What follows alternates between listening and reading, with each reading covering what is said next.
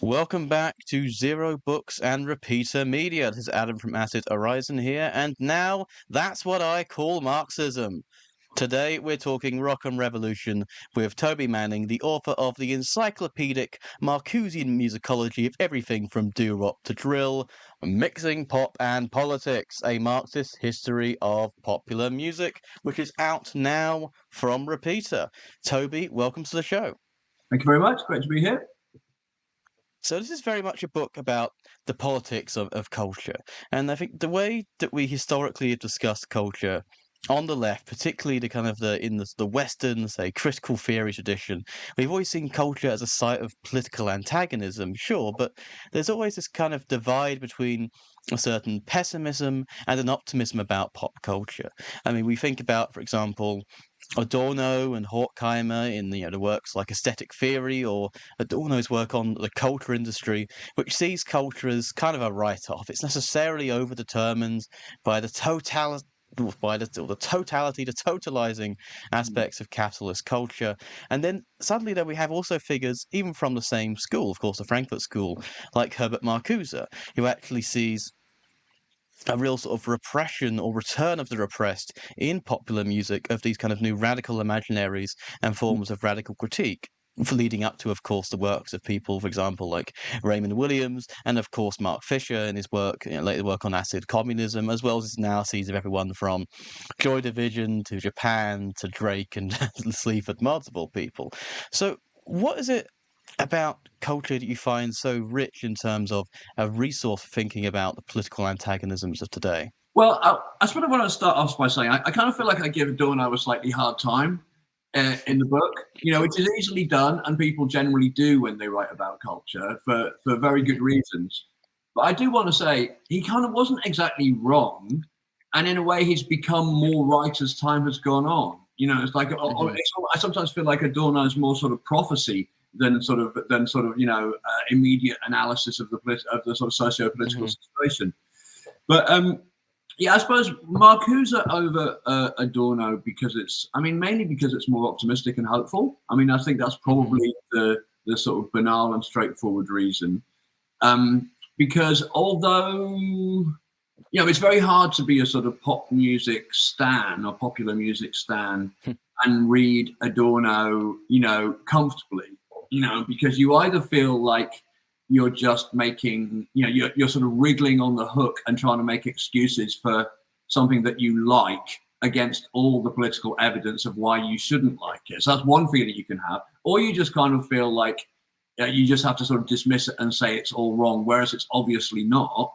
So it's an uncomfortable thing. Whereas when you turn then to Marcuse, he didn't really have that much to say specifically about music, or even often specifically about popular culture. He was just generally got the vibe, and his work sat much better with those sort of new social movements, and with the new, with the sort of activist new left, and with the sort of culturalist sort of aspects of the counterculture, I suppose. So yeah. Thinking about counterculture, actually, this book, in a sense, is about the counterculture within culture itself, I guess, insofar as it feels like the pop seems, by virtue of being popular, cultural as opposed to countercultural. But how would you say that the countercultural relates to the mass culture here? Does the countercultural detract from the idea of pop, or do you think it really feeds into sort of the ways in which pop is actually representing, or at least open to, infected by the counterculture? Okay, well, there's quite a lot to unpack there, so let me have a think about that. I mean, I suppose one important thing I think is that it's not impossible for there to be countercultural currents that are created by the dominant, by the mainstream.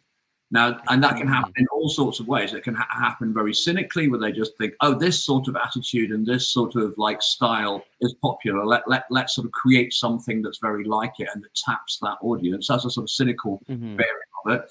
I think it's also possible, for even pop product, like, I don't know, the Monkees are the famous example, suddenly, or I don't know, much later on, Five, pop products have a tendency to suddenly start developing their own ideas and not want to be kind of like puppet mastered anymore. So that can happen too. So I feel like, you know, it's not impossible that sort of culture sort of centrally can produce counter counter ideology, as it were. But yeah, I think the counterculture sort of crops up, in very conscious opposition to mainstream ideas and mainstream way of doing things.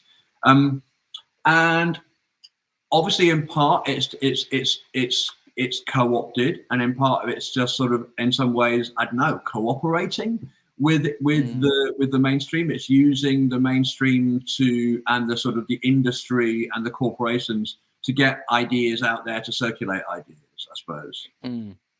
I guess some of the paradigm examples of that would be something like, I mean, the Beatles. The Beatles, in a sense, are pop culture, the sort of the epitome of pop culture as we understand it in the 21st century, or the 20th century particularly. Well, maybe, I know it spills over, but there at one point they start getting into Indian classical. They start, they put Aleister Crowley on the Sergeant Pepper's cover. They, in a sense, are. The culture and the counterculture were kind of symbiotic at that point, or David Bowie using Brian Gysin and William S. Burroughs' cut-up method, that the infusion of the beatniks.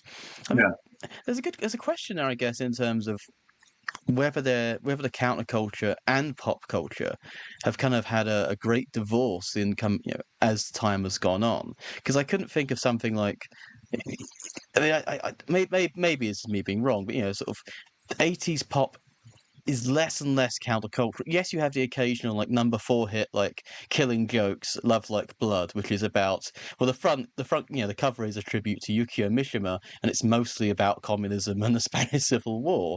Was that like Japan? Wow, how did I miss that?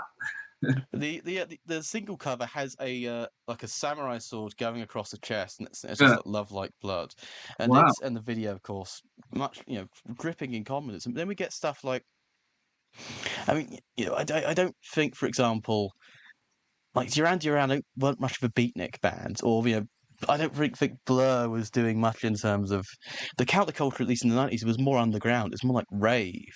I mean, maybe the Prodigy come into that, but I don't know. Do you think there's been a sort of divorce between the counterculture and pop culture in terms of that feedback loop of feeding into each other? Yeah, I mean, and you're right. I think it certainly happened. I mean, it didn't happen overnight in the 80s. That's always what the industry were kind of about, but it seemed to sort of happen most efficiently in the 80s. I think if you look at almost everything, though, I mean, including, this is the interesting thing, including Thatcherism and Reaganism, you will find, a countercultural element that has in some ways been co-opted, contained, whatever else. So I think it is there in Duran Duran, certainly in the early days, like, for instance, retain a sort of like art rock, a sort of left field art rock, slightly, which is always like, and you mentioned Bowie, so they're very influenced by Bowie.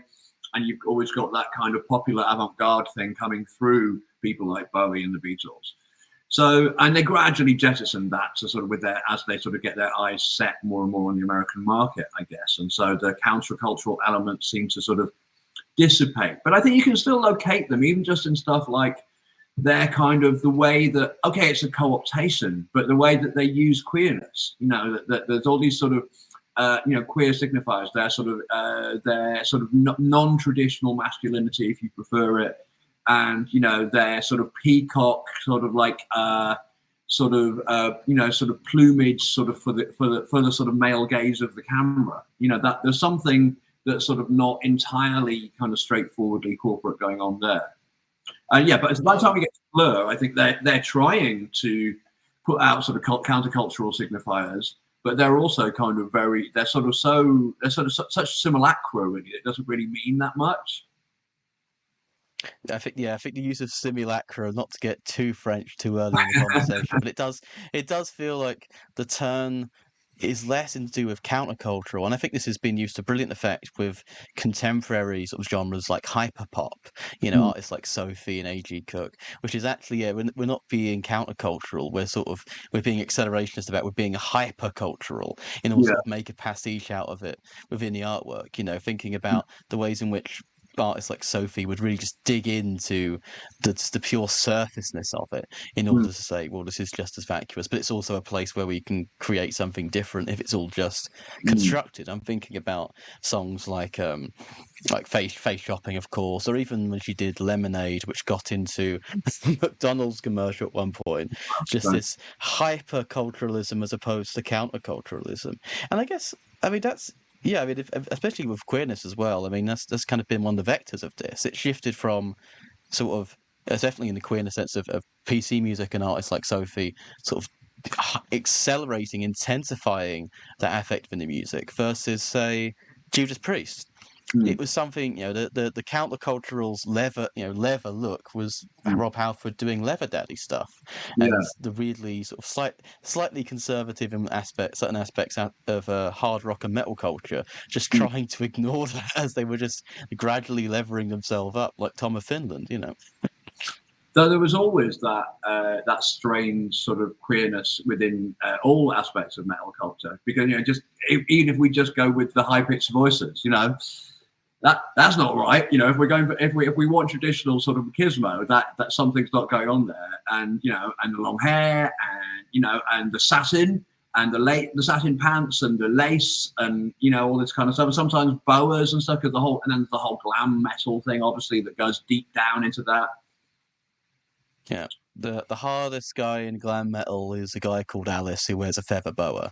It is truly sort of ground sort of assemblage of it here. But just before we get deeper into the music, so it's so easy just to throw bands and just analyze them. It's always, and we're going to do much more of that, don't worry, listener. But one of the just final sort of methodological questions I wanted to ask about the book. So why do a Marxist history of popular music as opposed to, say, like a history of Marxist politics in music? Why do what did you want to do in terms of the more encyclopedic, all-encompassing method of the book? Because listeners, this if this isn't just a history of Marxism in music, because you couldn't make something like this mahoosive with it. I mean, only like the Frederick Jameson book I think we have out is bigger than that, and that's a full transcription of a lecture series. And but yeah, as opposed to doing like history of, I don't know, everything from, I don't know, Easter House to Gang of Four, and that one idol song that mentions Marx at one time, but not too seriously. Yeah, well, exactly. I think you've answered the question there. I mean, if I just did a book of Marxist, a history of Marxist pop music, it would be a very short book, as I say in the book. And actually, it'll be even shorter once you use my criteria of it has to have been a pretty big hit. Because people often ask me, why are the Redskins not in the book? Well, the Redskins are not in the book because the closest they got to the top 30, I think, was number 34.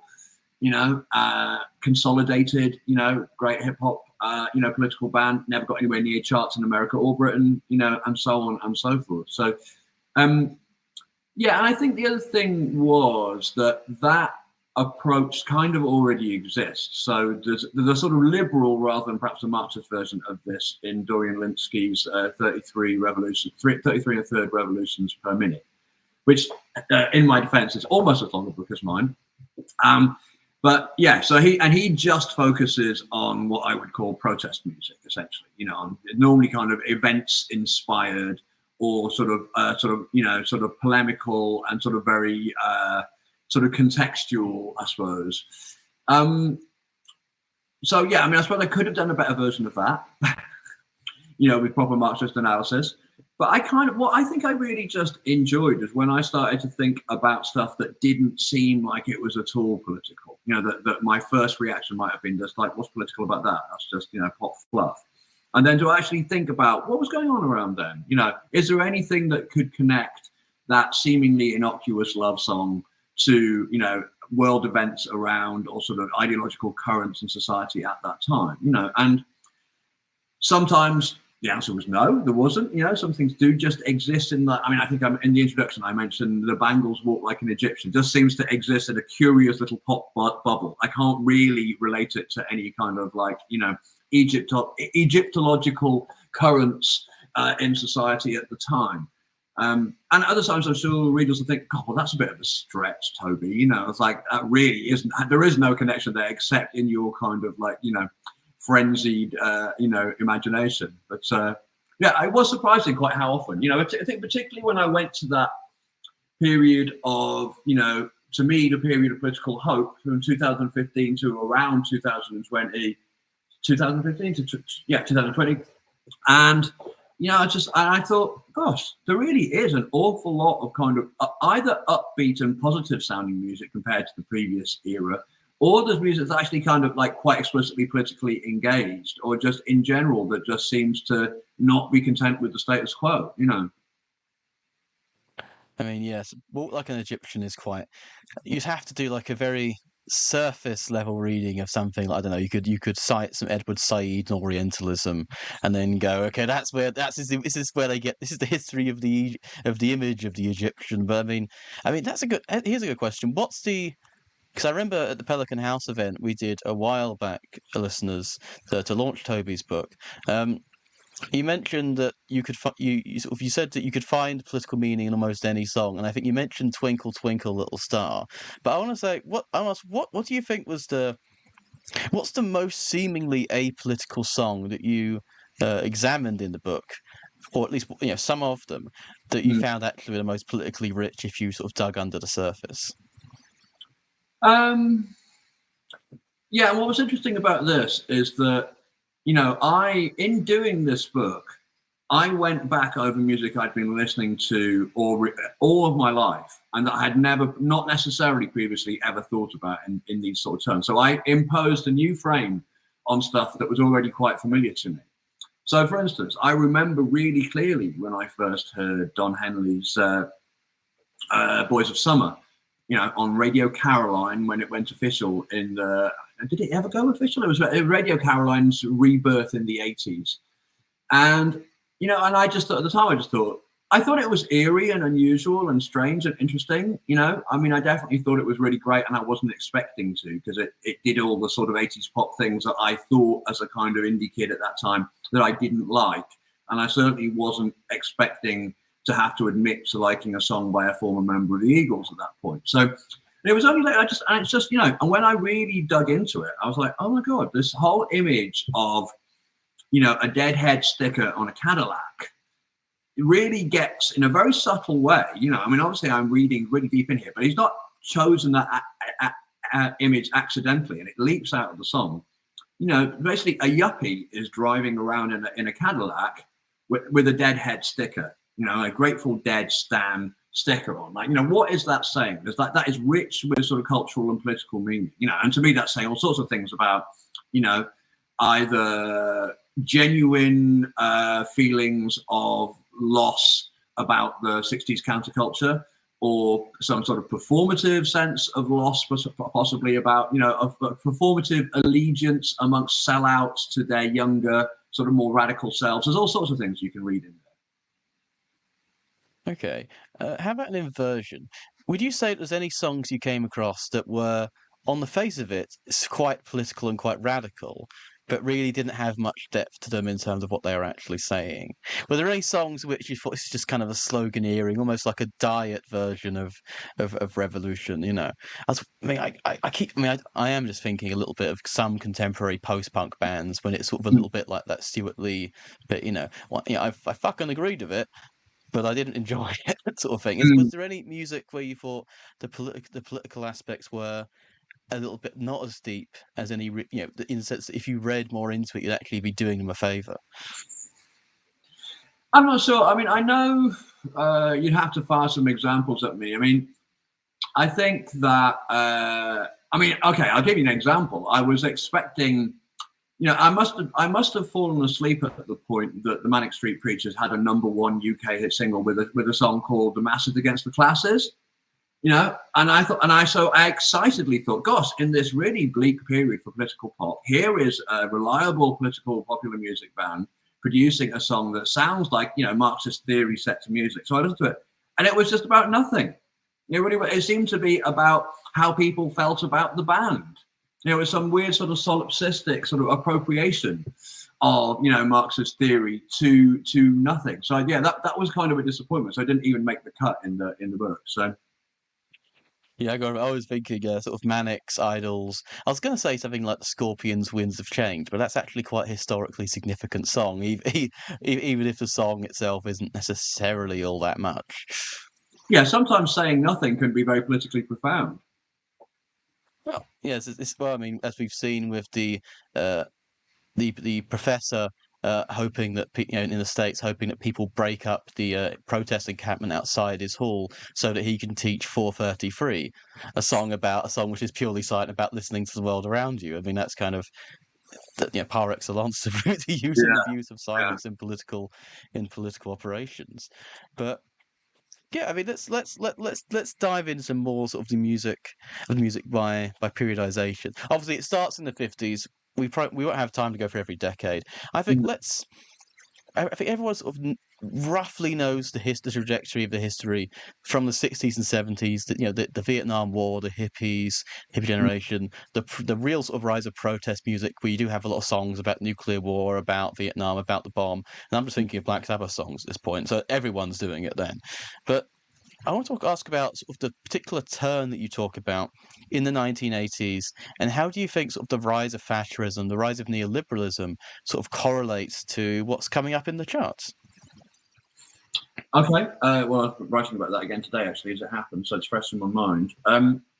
So I think that initially you get the rise of neoliberalism provokes quite a sort of a very politicized and reasonably radical response amongst musicians. I mean, that's like you say. I mean, a lot apart from the era when everybody has to write a anti-Vietnam song.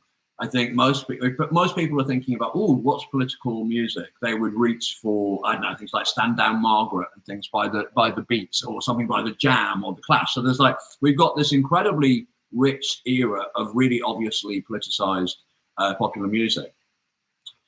But then I mentioned before that Thatcher and Reagan, even though they were actually quite austere in themselves, their policies created a sort of culture which really kind of harnessed ideas, I think, of sort of desire.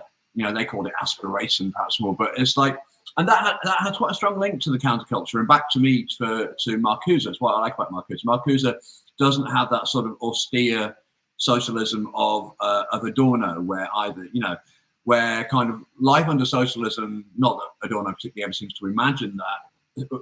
One would assume that it would be rather grim, and that and culture and arts are sort of difficult and trying, like going out to work again after you've finished, work all day, queue for hours to get some food, and then come home and listen to some really difficult and challenging music. So yeah, I kind of feel like Marcuse sort of really captures the idea of like, what if life and art could be pleasurable, could be enjoyable. And so I think what's really clever in the culture that sort of arose from Thatcher and Reagan, sort of neoliberal culture, is a sort of harnessing of this idea of pleasure and desire.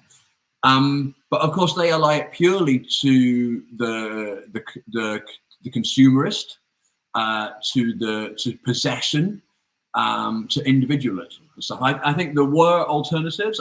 I've been developing this notion of a sort of libidinal socialism that could have come to to oppose that. So I feel like that what you get therefore with pop, and you see it turn in the notion of what was then called new pop, as punk and post-punk bands embrace sort of commercial aesthetics of pop music. And you see, and initially there's some sort of notion that this is going to be terribly clever and entryist, and they're going to sort of subvert from within. But what actually happens is that the outer commerciality and the inner commerciality soon come to sort of combine, and there's not that much difference. There's a sort of Scritti Politti are quite a famous example. Is they're named after Gramsci's writings. And after a sort of crisis of political faith, they embrace sort of deconstructionism and Derrida instead. And in the meantime, they deconstruct their own kind of pop craft, or the musical craft, and move from sort of post-punk to this sort of very sort of slick sort of almost sort of latex-like kind of pop. And it's So almost like as well. I'm not sure if the subject didn't get lost in the middle, but No, no, absolutely. I mean, thinking about this sort of embrace of, I said yes, actually trying to subvert it from within. It always makes me think of in the when say it's the lack of irony in a sense of the ways in ways in which the dominant culture or the dominant people in power actually kind of failed to respond to the politicization of music in many ways. I'm thinking mostly about not so much in Britain, but mostly in America. That Reagan's profound love for Born in the USA, or how you can listen to so many songs without taking on them from content, having an attachment from them because it's mostly about enjoying them. I'd actually know, for example, whether a song like "Money for Nothing" by Dire Straits is ironic or not. It could be, but I don't. It doesn't matter anymore because it's still just plugged into that kind of circuit of desiring. You want your MTV, you want microwave ovens, you want your color TVs. Yeah, I mean, I think it's tricky, isn't it? I mean, I was surprised again. That was another instance where I thought I was surprised there was so much in Money for Nothing when I went back to it. Just like but I did, and I kind of thought, yes, okay, you could just see this. I don't want to be too kind of naive in my reading here and just see this as Mark Knopfler speaking, and he very much sets up some characters, right, and that's repeated in the video. It's just that sometimes I think when you set up a character in a song, you're kind of offloading or ventriloquizing your own thoughts, and you're sort of creating a sort of safety net for yourself. Multiple metaphors there. So I just kind of feel like there's a sort of like a sort of authentocrat, to use your author Joe Kennedy's term. There's an authentocrat sort of championing of real music, which is very much, at that time, sort of this is the time of rockism and stuff, and association of that with masculinity. Whereas, this is why it's all complicated and really fascinating. Why the 80s is such a fascinating time, because I don't want to be finding myself championing rockism and machismo and authenticity and all those other things, and yet I'm also very wary of diving into a sort of huge championing of absolutely kind of like libidinal pop values if it's going to be kind of like content free or or even sort of noxious sort of in terms of its content. I mean, could you unpack rockism a little bit? Because it's very much a term from the sort of music journalism world that I don't know if listeners might necessarily know about. Is that kind of the? It happens a lot in metal. There's kind of elitism. Guitar music is the best. We want to stick with I don't know. I'm about to say Manowar, but they weren't exactly a pop band. But that kind of almost Spinal Tap like enthusiasm for the sort of the Iron Maiden sort of AC/DC kind of stuff. Is that like that? I think rockism extends far beyond kind of metal, so it goes through, sort of just any kind of anybody who sort of regards sort of the sort of bass guitar drums format in whatever iteration as the sort of essence of real music, and regards anything that involves probably keyboards themselves, but certainly programming, which overlooks a lot of aspects of metal and prog and all sort of thing. But certainly programming or sequencing or anything that it would regard as gay like that. So that's and so that's the sort of. But what also it goes. So it very easily shades into racism as well, because within that, rockism is not into stuff that's that's horn based or or again, as I say, keyboard based and stuff. So there was this sense that rock has to be this sort of very particular, sort of narrowly defined thing, and there's a suspicion of anything that's too female, black, or gay. Essentially, it seems to me. I mean, this is definitely epitomized by what's it called? Well, they call it the disco riots, or was it? And it was this, this event in the States where some rock radio station hired out a stadium and they burned disco records, and it shouldn't be called a disco riot. It should be called essentially it was a white race riot. Essentially, it was this sort of grand destruction of black culture and black music. It's hard to talk about the mixing of pop and politics, about talking about the history of the black radical tradition, as Cedric Robertson would put it, or some of the recent work. Like I don't know if you read it. Fred Moten's got a great book called "In the Break: The Effects of the Black Radical Tradition," and it's I mean, the origins of the blues and jazz. I mean, it seems like that in a way, the mixing pop and politics. That is kind of one of the paradigm examples, isn't it? In kind of the black radical, the tradition of black radical performance, or even just black performance as bearing the inherent political stakes of living in that time. Even something, Curtis Mayfield's, where there's a hell below, we're all going to go, even to move on up, because what you're moving on up against, it's not just this libidinal sort of Thatcherite sort of, you can have your cake and eat it. No, as in we can have things better than the lot we've already got.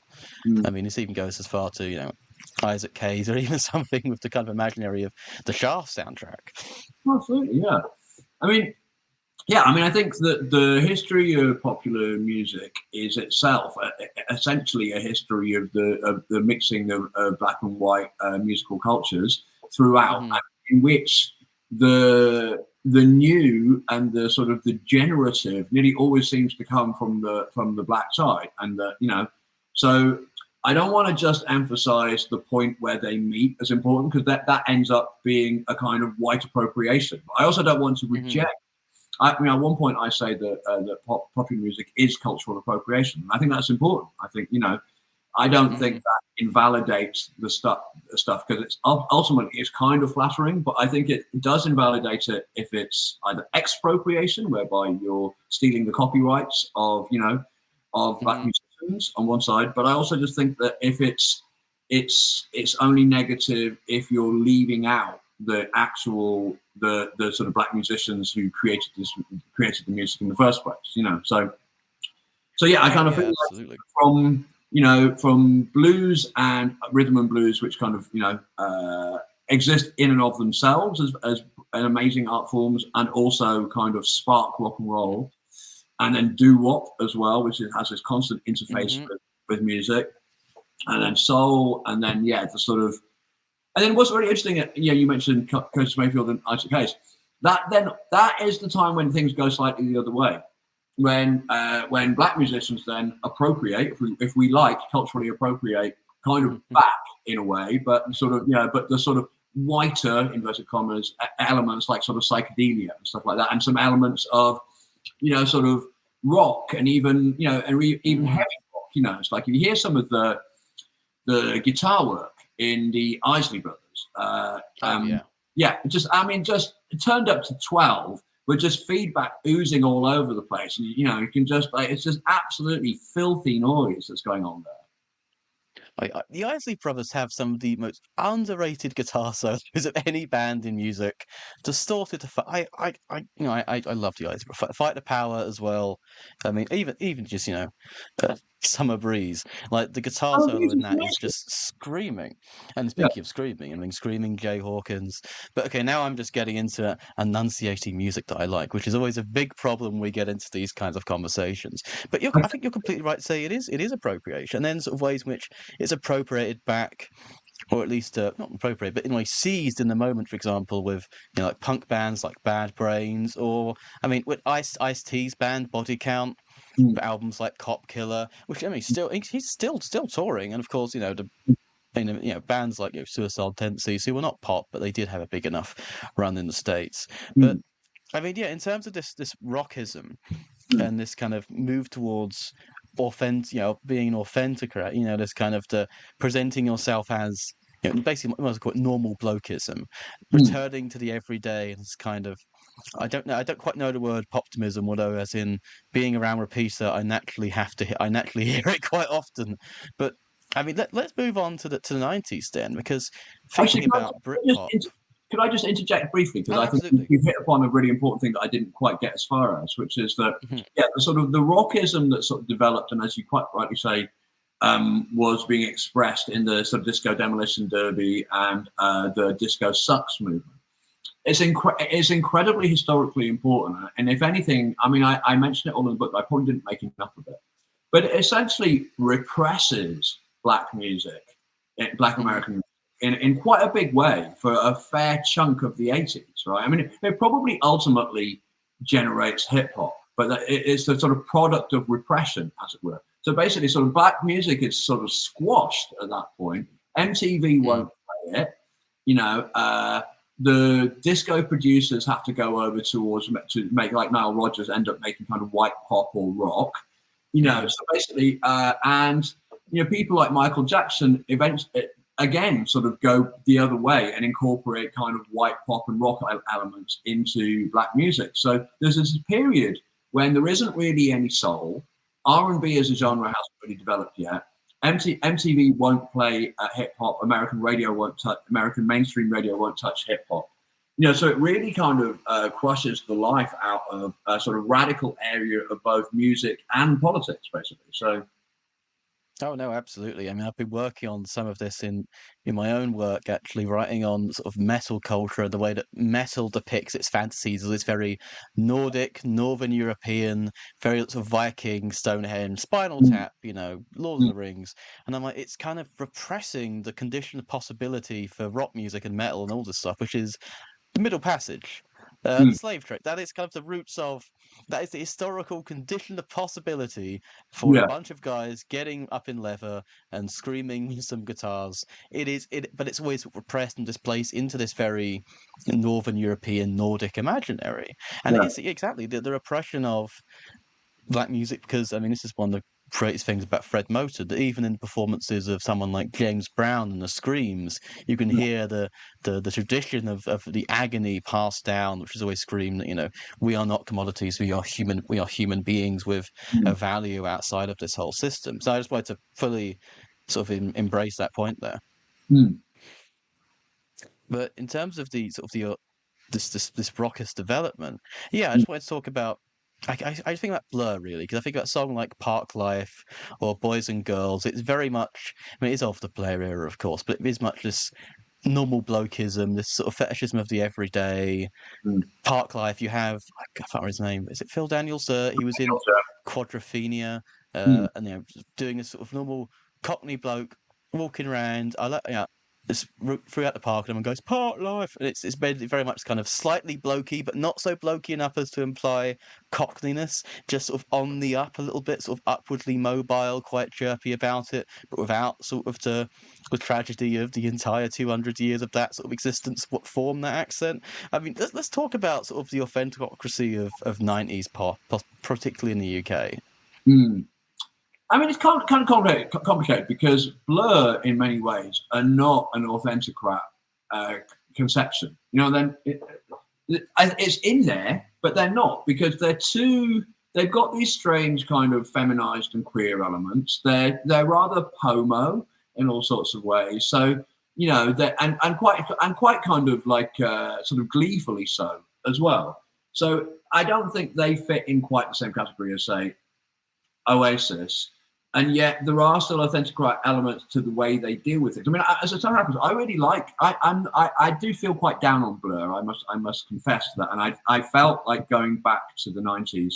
They, my relatively fond memories of them, I had to reassess. But I still do really like Girls and Boys as a track. But I really don't like the sentiment. It's just like it's got this, and it's just typical. When they actually stop just saying nothing about sort of being vaguely working class, which is, I mean, Park Life is content free, the song. It's like you're trying to find something that he's actually saying, or there's something material in there. There's nothing there. But when he does say something, it's kind of sneery about the working class. And you get that in Girls and Boys. You get it, you get it in loads of songs on Park Life. It's just like these sort of cliches of sort of working class as sort of, I mean, déclassé, essentially. It's just, but it's sort of supposedly celebrated, but it's so stereotypical that it just comes across as sneering. Yeah, Boys and Girls actually is incredibly. It's very much the era of Big Brother, the Sun at its peak, just hounding various people on reality TV to their deaths, which is, of course, continuing with Love Island, saying, "Oh, you're following the herd, are you? Going down to Greece?" Oh, it is this very much. This horny, very much coke-addled Nathan Barley sort of figure going, oh, look at these fat bastards going down to Greece on their package holidays, and all hail Tony Blair, etc., etc. This was the Cool Britannia movement, which ironically didn't think anything about Britain was cool. Instance of that. I remember being at a festival with some of my colleagues who remain nameless from Select magazine, and they were sitting around. The editorial team were sitting around. all of whom public school and Oxford educated, and they were reading The Sun, and they were reading aloud bits of The Sun to each other and chortling. And the only basis of the chortlement and amusement was essentially how ridiculous and absurd and tasteless and crass the working classes are. You know, and this was just, these are, you know, people who were doing rather well out of the system, you know, on a jolly. I like how there's always been this particular upper middle class, very much Blairite tendency to identify the working class with whatever Rupert Murdoch decides to put in his paper that week. You know, I mean, if Rupert Murdoch, well, in this one of his like notices about losing a trial or something, did say that, you know, we're fighting against the elite. So I think he does think of himself as a good working class boy to some extent. I don't know why, but this is kind of the hyper reality we've fallen into. I mean, I ever met thinking about from his newspapers was Oxford educated. So, you know. yeah. I mean, this is the era of Piers Morgan, true the working man here. But it's okay. Rather than getting to rant about our atrocious newspapers, who will soon be governing us again under the thousand Keir Reich of Starmer. But and before we get to that, let's move on to the 2000s briefly before we get into one of my favorite parts of the book, which is the year of the 2010s. 2010s, mixing pop and politics, part 4, A New Hope. But before we do that, I want to talk about.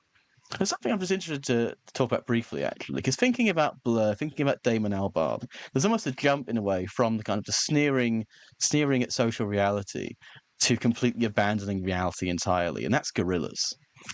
Is there anything? Is there anything? Is there anything that's not politically vacuous about Gorillaz, actually? Because I mean, I'm making political comments here, but listeners, I do actually like most of this music. I do actually enjoy a bit of Blur, despite exactly what I look like right now.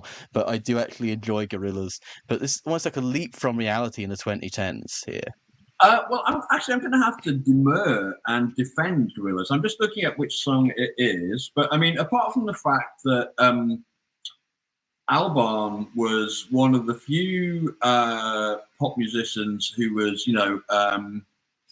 who was sort of, vehemently against the Iraq War and spent a lot of time organizing alongside the guy from Massive Attack to try and get other pop stars to actually sign up and say that they were against the Iraq War, and they wouldn't, in large part.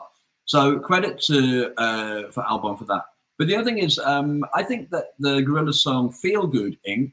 And particularly its video seems to me to be a sort of political comment again about the Iraq War. It's it's all set in the desert. The cartoon images have sort of activists trying to sort of raise a sort of supine population up to kind of rise up against the sort of 1984-esque sort of totalitarian dictatorship. So it feels like there is a sort of political core within that. I sound entirely correct. I was thinking mostly about the move from Flesh and Blood to Scream, but now I think about it, they've got a song called "Kids with Guns." And yeah, that too. Yeah.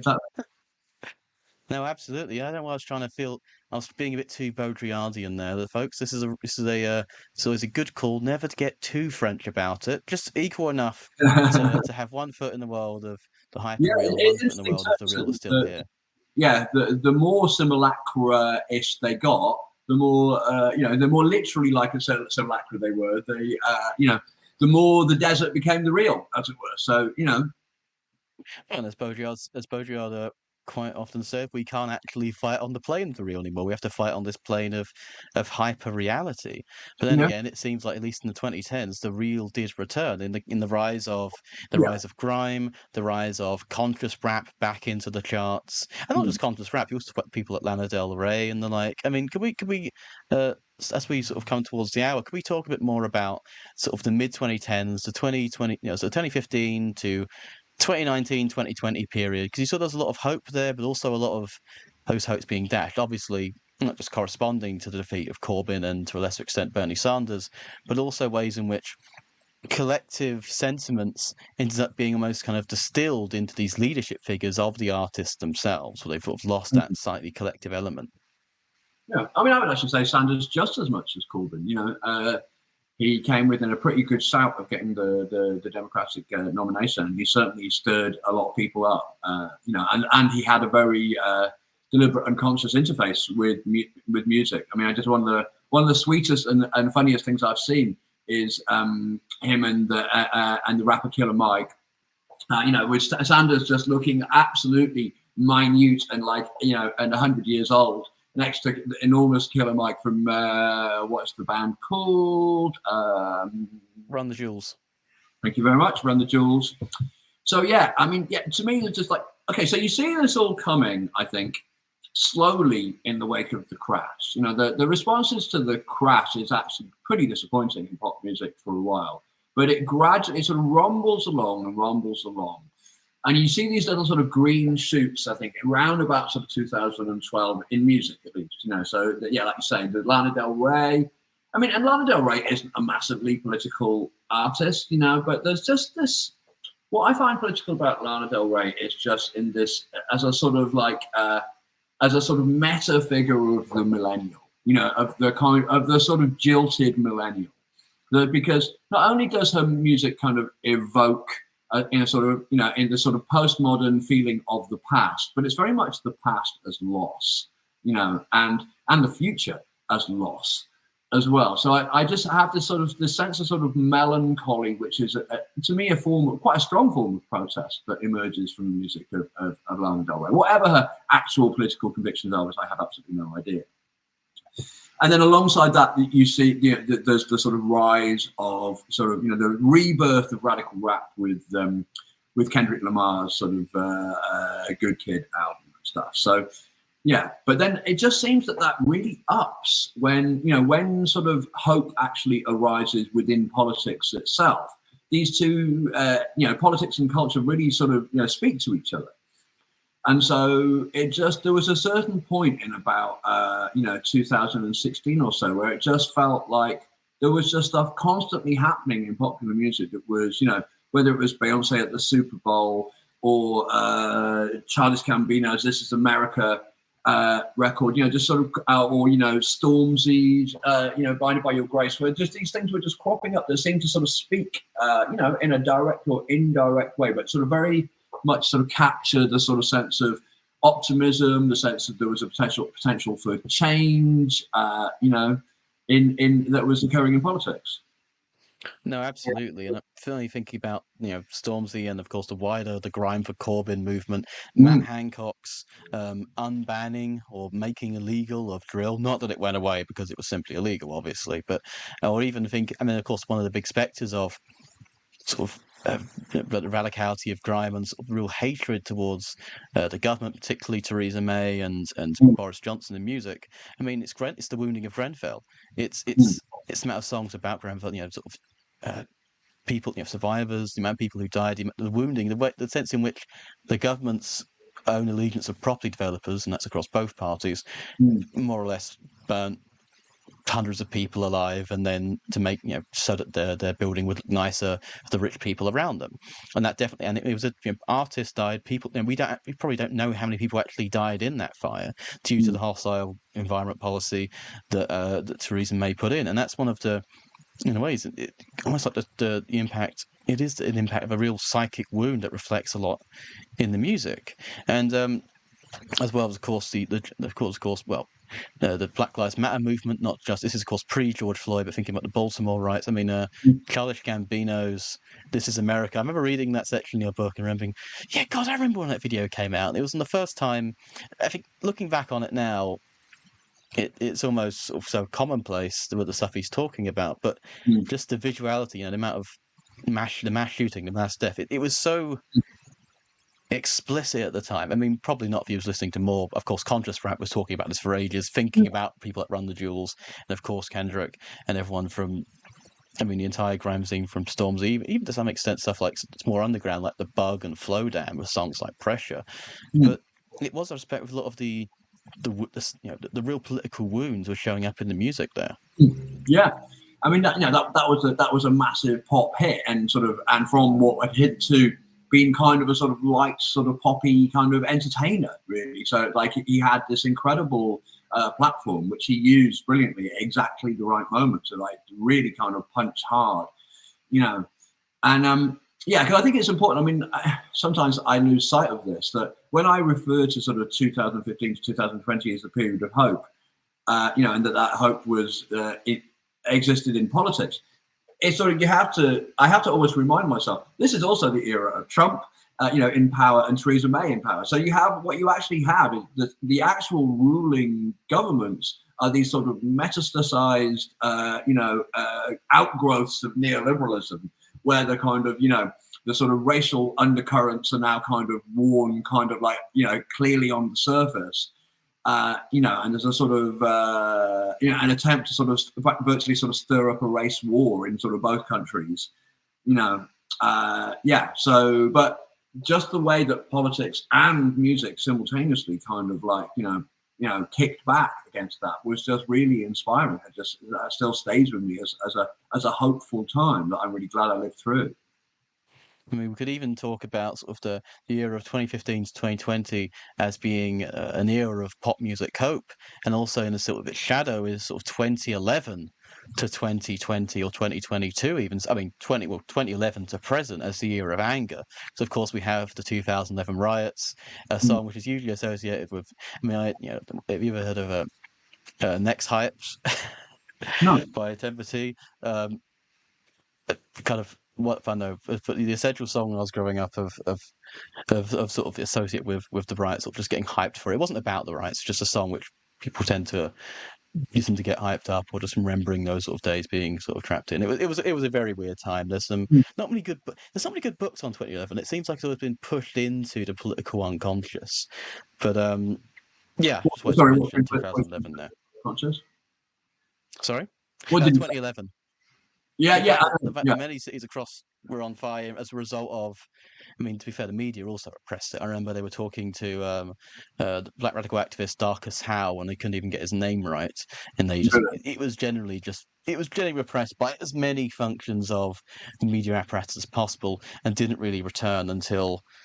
Well, actually, no, I don't know enough to say whether it did when it did return, but there's definitely aspects of, particularly, the general rise of grime, the compacting wounding of the transatlantic rising consciousness of the Black Lives Matter movement, Grenfell, the re-legalization of drill, as we was talking about. But I guess given that the book sort of ends on this period, do you think there are any sort of recent musical developments? I know every time you finish a book, it's like, oh, I could have put this in, I could have put that in, because of course, as historians, history always keeps going. What sort of recent developments do you have on your musical radar?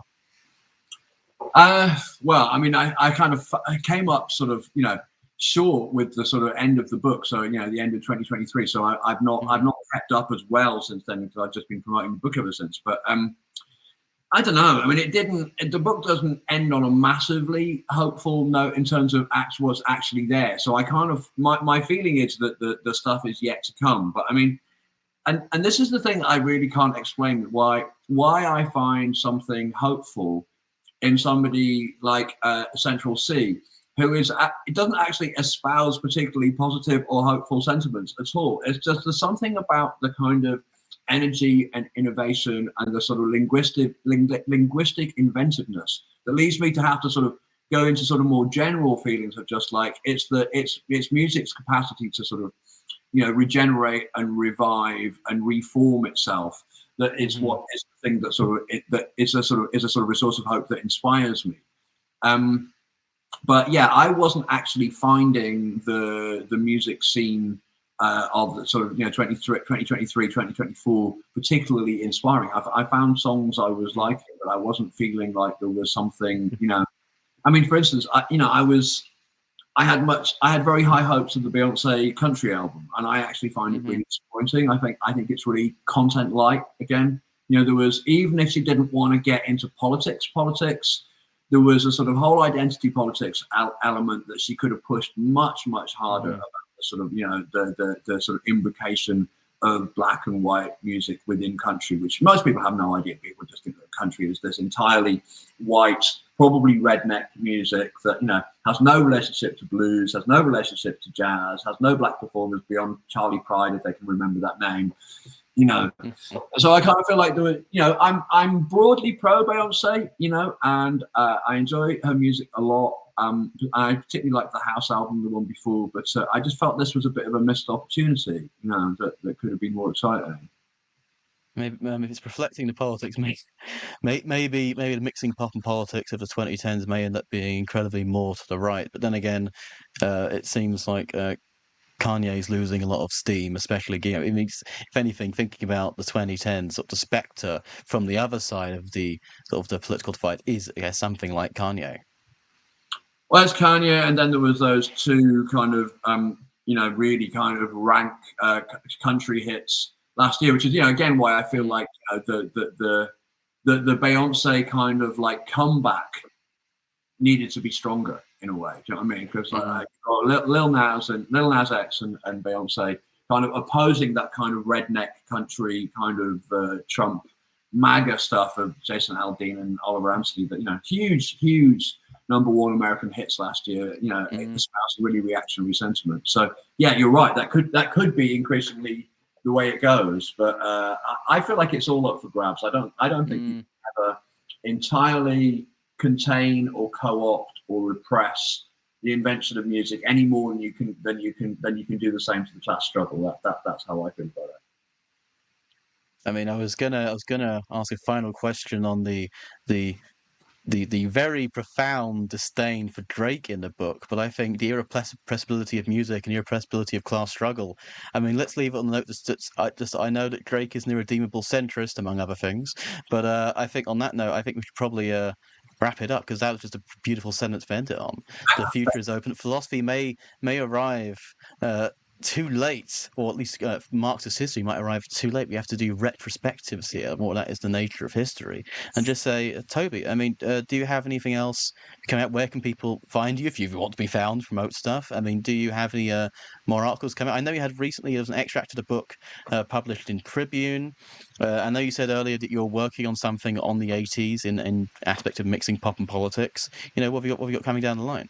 I've got a piece actually on country coming up in Jacobin shortly. I'm working at the moment on a piece for Quietus about mid-80s sophisti-pop.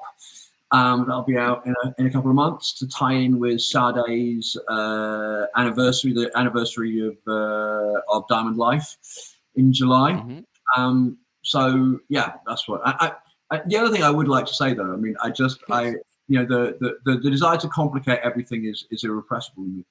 I don't actually hate Drake. This is the interesting thing is, I do think that he is risible in many ways. But there's something about his obliviousness to how bad he looks, to how seen he is, that is sort of charming as well. It's just like he just comes right out with it. And you think like he would have a team of people to tell him, that's not a good look, Drake. I would really advise against doing that. Whether he's complaining about having to pay child support for his child or whatever else, But yeah, and I would also just like to say, I do actually think that Hotline Bling is an absolutely brilliant pop song for all its kind of awful sentiments, for all its slut shaming and self-pity. I just think it's an absolutely brilliant pop song. And it did give us that one clip of Trump dancing, making an ass of himself. But then again, that's kind of how he gets here. But yeah, Toby, thank you so much for joining me today, and thanks everyone for listening. You can buy Mixing Pop and Politics now in all good bookstores, and of course one bad one, which is of course Amazon. And of course, or you can get it directly from the source at repeaterbooks.com. Thank you all for listening. We appreciate your support of the imprint and the channel. Subscribe to Zero Books today on Patreon. Your material support helps us to promote a variety of perspectives on the left. Also, discover the many titles, new and old, that Zero has curated. Navigate to any of the links in the show notes to extend your support.